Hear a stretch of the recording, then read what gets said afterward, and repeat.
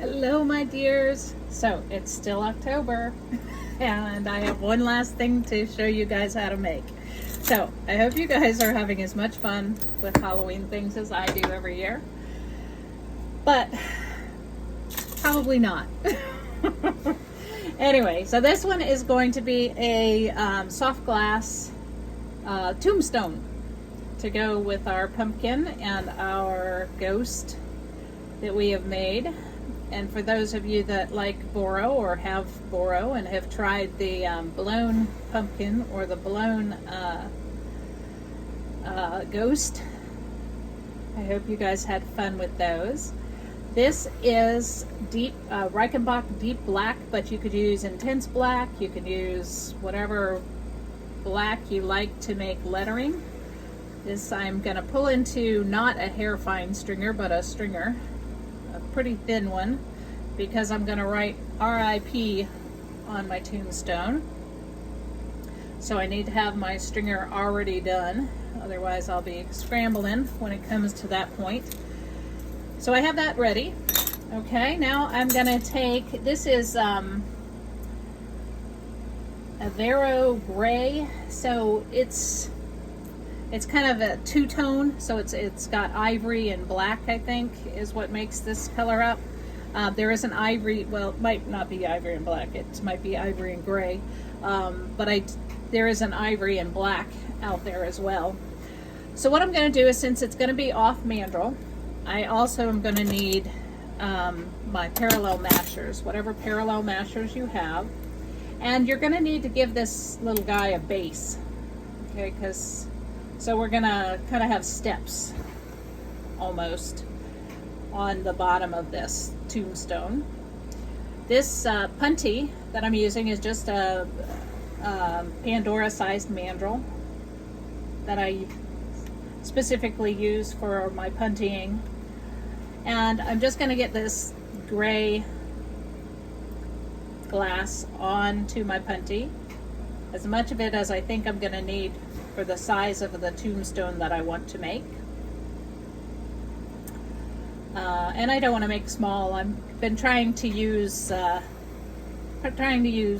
fairly decent sized for my little diorama that I'm going to have.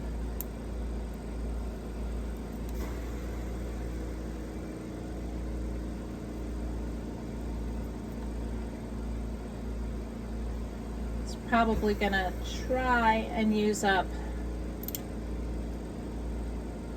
at least, well, as much of this rod as I can. It's given me a bit of a fit here, breaking. And since it has the two different colors in it, it's going to give it more dimension to this tombstone than if you just used a solid gray. But if you have solid gray, that's fine too. This will just make it look older.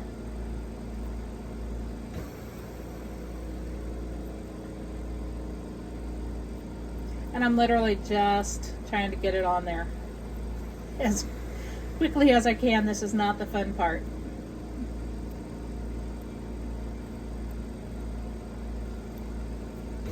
I'm not shaping anything at this point. I'm just getting it on there. I'm going to turn up my flame so y'all don't have to sit here all day looking at me put glass onto it.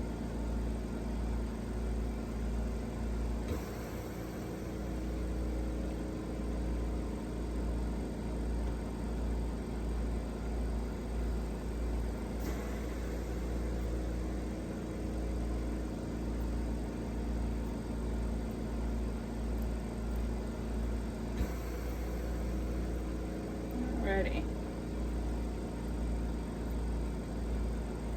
And I find that especially with these multicolored glasses, that if you kind of spin it as you're going, you don't just get stripes, you get more differences in it showing up. All right, that's as close as I want to get with that. Okay, so now I'm going to shape it a little bit. So I'm just going to use a marver, you know, a little graphite bead roller that I have hanging out. I'm going to get it nice and hot so I can kind of get that piece to lay down. And then I'm going to start shaping it. I don't want my tombstone to be square. I want it to be more rounded on top. So I'm going to round the top just by rolling it on my marver.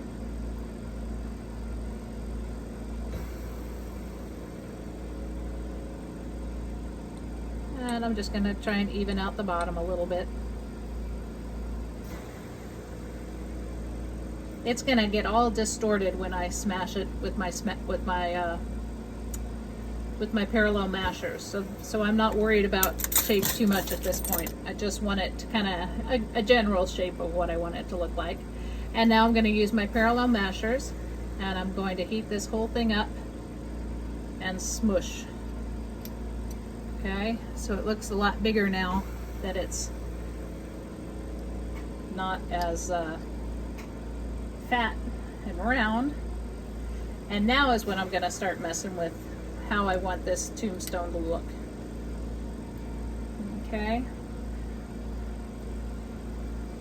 So I'm going to use my mashers as or I can use my marver, whatever tool you want to use to kind of get it in the position you want it to be in. Okay. Now it's got all sorts of chill marks and it's not a happy little piece of glass. So I'm just going to take a second and heat one side. You only want to heat one side at a time when you're trying to get out some of that chill marks, because if you heat both sides, then it'll just start flopping all over the place because it'll get too hot. Okay, you can already see it's kind of flopping a little bit. So I'm going to go ahead and add some more chill marks by trying to get it to calm down. All right. So I think that's about what I want it to look like. And I want to add, like I said, some steps to the bottom so that it has a wider base, because I don't think it's going to stand up very well. So in order to do that, I'm just going to go around the base that I've just created with my same glass. You could use different if you wanted it to be, like, say, black on the bottom or whatever. Okay, so now it's got a line of that. It's supposed to be the same color glass, but like I said, if you didn't twist the glass, then you're not going to get those different colors popping out. And what I'm doing is I'm just heating up this one line,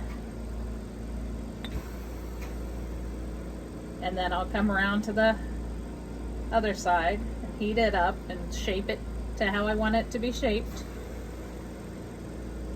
And come to the back side, heat it up, shape it the way I want it to be shaped, which is flattening it a little bit. And this last little side here. Okay, so now that base is that much wider without making the whole thing wider. And like I say, this is definitely a different colored gray that I'm using here as my base. Not on purpose. It was supposed to be the same color. I thought I picked out the same color. And I have another one here. So because I really do want this to be the same color, I'm going to go ahead and go over what I just laid down. Instead of trying to pick it off, which would be a royal pain in the patukas, I'm just going to add more glass on top of it.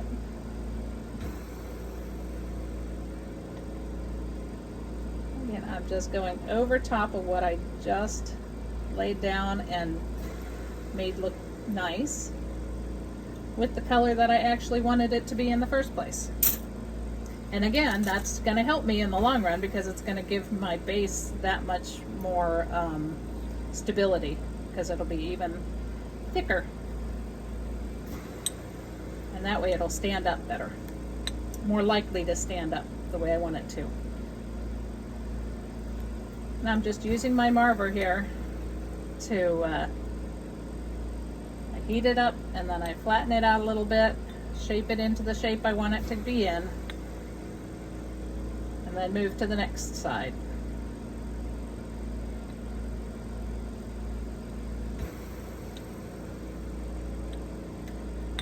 Beautiful. Okay, so now, like I said, that base is now even sturdier. It's not going to fall over at a little bit of wind.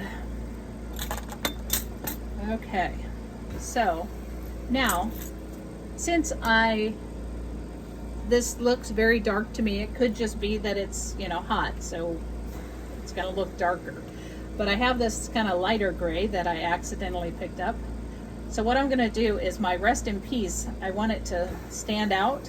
So I'm going to make a little plaque with this gray, this kind of lighter gray, except that I picked up the wrong one again. It is just not my day for picking up the right glass. So I'm going to try and take that off a little bit.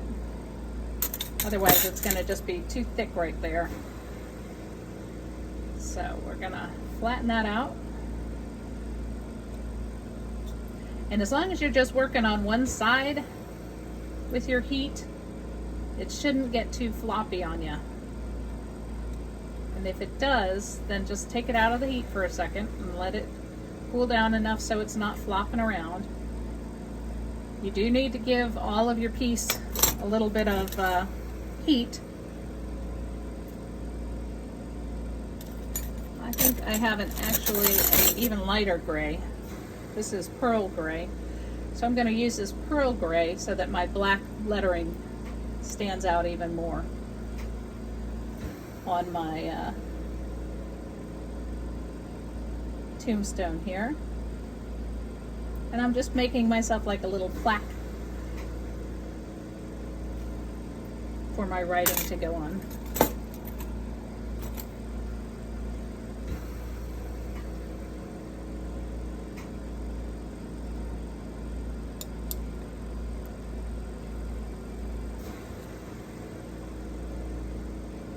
But you can put anything on your tombstone. You can make a little bat. You could do just anything you want it to.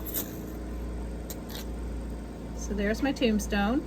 Okay, so it's got its base. As you can see, I can let go of this mandrel and it stands up. So that's kind of what I wanted it to do, but I didn't want it to fall off of its mandrel, which is what it just did. So I'll pick up my mandrel. I'm going to pick up my little guy here. I'm going to re-punty up. Oops. So just in case you think that people have been doing this for years don't have the same problems that you do when you're doing it, you can see it just, a piece of mine cracked because I left it cool for too long. So what I'm going to do is I'm going to build up that corner again with the correct glass. And if I had not had a lighter gray in there, I might have left that piece off, you know, to make it look like it's an old derelict tombstone, you know, with broken parts. But since the inside of mine is a lighter gray, it didn't really look all that great. But if you want to make sure that your tombstone is going to stand up, you just want to make sure that you have a big enough base on it and that you're flattening that base out with your marver. Okay, so just real quick, I'm going to heat up all of that under piece, flatten it out on my marver. Now I'm going to come up here and I'm going to write. If it would stop popping off of my mandrel here.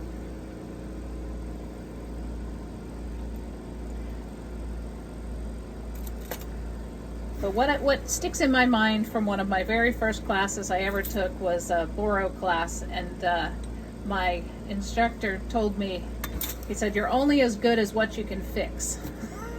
So it kind of helps me to remember that when something falls off and jumps off, don't give up on it. Just pick it up and keep working. You know, try and fix it. Try and make it what you wanted it to be in the first place. All right, so now I've got it nice and warm all over. At least I think I do. The punty is warm. The base is warm. I'm warm. Everything is warm. Do kind of have him a little off. It's looking a little wavy right now. But I'm going to go ahead and do my writing. So I have my little stringer. And what I do when I work with the stringer is I chase it. So I lay it down and I chase it with the flame so that it's heated as it's going on.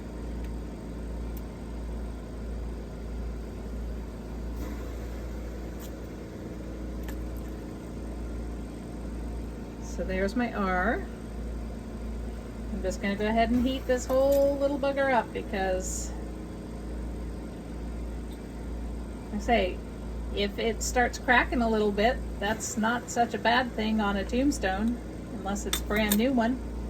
If it's, you know, you're trying to make it look old, having a little crack in it's not going to deter from your tombstone. Mine's got a little crack in it now because I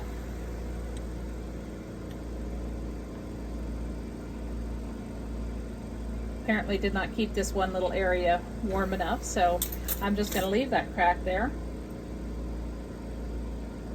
I'm going to work on my eye now. Okay, now I got my R in my eye. Now we need to work on my P.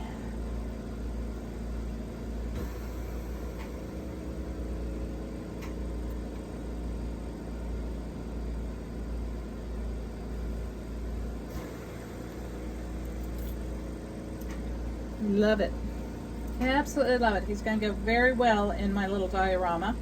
And I like this little crack that I've got going here. I've heated it up now that I've healed it to some extent, but not completely. And I'm just going to come around here, make sure that everything is nice and warm. Heat up this bottom again a little bit and make sure that I can flatten it out so that it'll stand up. Yep. It's going to stand up when I take it and put it into its diorama. Alrighty, so now I'm going to use my little holders. You can use whatever holders you have. If you have just Kevlar gloves, that too will help you to move it to the kiln. Also, I have these huge tweezers, I guess is what you call them. They're huge. As long as you heat them first, you can use them to transport things. I just happen to have these handy, so I'm going to go ahead and use the ones that work the best. I'm going to take this punty off. I'm ready to grab my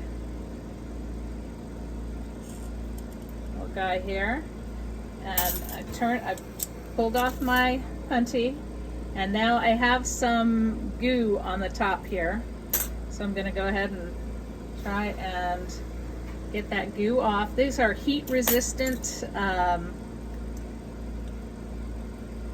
I got from the AutoZone or one of those. I'm not sure exactly what they're called anymore, but they tolerate the flame, so you can use them. All right, so this guy is going to go into the kiln.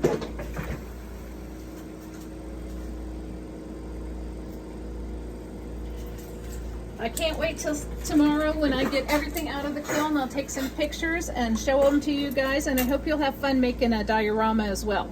Thanks for watching. Bye.